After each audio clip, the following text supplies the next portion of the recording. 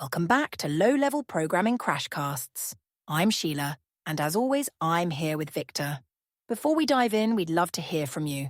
If you're enjoying the show, please take a moment to rate us on your favorite podcast platform. It really helps us reach more listeners like you. Thanks, Sheila. Today, we're continuing our journey through the Understanding Computer Architecture chapter. We've covered the basics of computer organization, CPU components, and memory hierarchy. Now, we're going to explore the fascinating world of machine language versus high-level languages. Ooh, this sounds interesting. But before we start, I've got a quiz question for our listeners. Here it is. What was the first high-level programming language to be widely used? Was it A, Fortran, B, COBOL, C, BASIC, or D, Pascal? Think about it, and we'll reveal the answer at the end of the episode. That's a great question, Sheila. It really takes us back to the early days of computing. Each of those languages played a significant role in the evolution of programming, but only one can claim the title of being the first widely used high-level language. I'm curious to see how many of our listeners will get this right. Me too.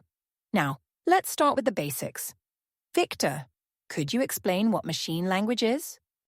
Certainly, machine language is the most basic level of programming language. It consists of binary code, sequences of ones and zeros that directly instruct the computer's CPU. Each instruction in machine language corresponds to a specific operation that the CPU can perform. So it's like speaking directly to the computer in its own language, right? But that sounds incredibly complex for humans to write. Is that where high-level languages come in? Exactly. High-level languages were developed to make programming more accessible to humans. They use more natural language elements and abstract away many of the hardware-specific details. Examples include Python, Java, C++, and yes, the languages mentioned in our quiz question. I see. So, if I understand correctly, machine language is what the computer understands, while high-level languages are what humans prefer to use. But how does the computer run code written in a high-level language? Great question. This is where compilers and interpreters come in. A compiler translates the entire high-level language code into machine language before execution. An interpreter, on the other hand, translates and executes the code line by line. Fascinating. It's like having a translator between humans and computers. Can you tell us more about the advantages and disadvantages of machine language versus high-level languages? Of course, machine language has the advantage of being extremely fast and efficient, as it directly communicates with the hardware. However, it's very difficult for humans to write and maintain. High-level languages, while generally slower, are much easier to write, read, and debug. They also offer portability across different hardware platforms. That makes sense. It reminds me of the difference between speaking in code versus having a conversation. Machine language is like using an incredibly efficient but complex code, while high-level languages are more like natural conversation. That's a great analogy, Sheila. And just like how we have different levels of formality in conversation, programming languages also have different levels of abstraction.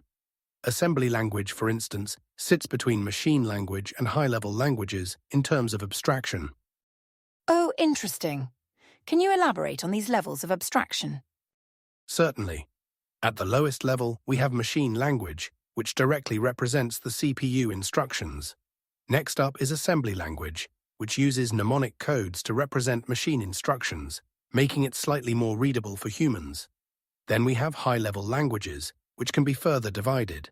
Languages like C are considered lower level among high-level languages because they provide more direct hardware access, while languages like Python or Java are higher level, offering more abstraction from hardware details. Wow, I had no idea there were so many layers. It's like peeling an onion of programming languages. Now, I'm curious about something. Do programmers today ever need to work with machine language directly? That's a great question.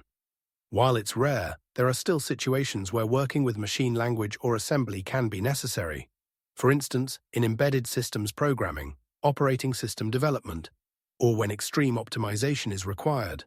However, for most software development tasks, High-level languages are the go-to choice. I see. It sounds like knowing about machine language is important for understanding how computers work, even if we don't use it directly very often. Are there any common misunderstandings about machine language and high-level languages that our listeners should be aware of? Absolutely. One common misconception is that programs written in high-level languages are always much slower than those written in machine language. While there can be a performance difference, modern compilers are incredibly sophisticated and can often generate machine code that's nearly as efficient as handwritten assembly. That's really interesting. It seems like the field has come a long way. Do you have any fun facts or anecdotes about the early days of programming languages? Indeed, I do. Here's an interesting tidbit. In the early days of computing, programmers had to write machine code by hand and input it using switches or punch cards. Grace Hopper, one of the pioneers of computer programming, once taped an actual moth that was causing a malfunction in the Harvard Mark II computer into the logbook. This is often cited as the origin of the term computer bug. That's amazing. It really puts into perspective how far we've come. Now, before we wrap up, let's reveal the answer to our quiz question. Victor, would you like to do the honors? Certainly. The answer to what was the first high-level programming language to be widely used is A. Fortran. Developed by IBM in the 1950s, Fortran, which stands for Formula Translation, was designed for scientific and engineering problems. It was the first high-level language to be widely adopted and is still in use today for certain applications, particularly in scientific computing. Fascinating. To wrap up, let's summarize the key points we've covered today. We learned about machine language, the binary code that directly instructs the CPU, and high-level languages, which are more human-readable and abstract. We discussed how compilers and interpreters bridge the gap between these two. We explored the trade-offs between machine language's efficiency and high-level language's readability and portability. Finally, we touched on the different levels of abstraction in programming languages and even delved into some programming history. Excellent summary, Sheila. I hope our listeners found this exploration of machine language and high-level languages enlightening. Thanks, Victor. And to our listeners, we'd love to hear from you. Visit crashcasts.com to join our Discord community, where you can discuss today's topic and suggest ideas for future episodes.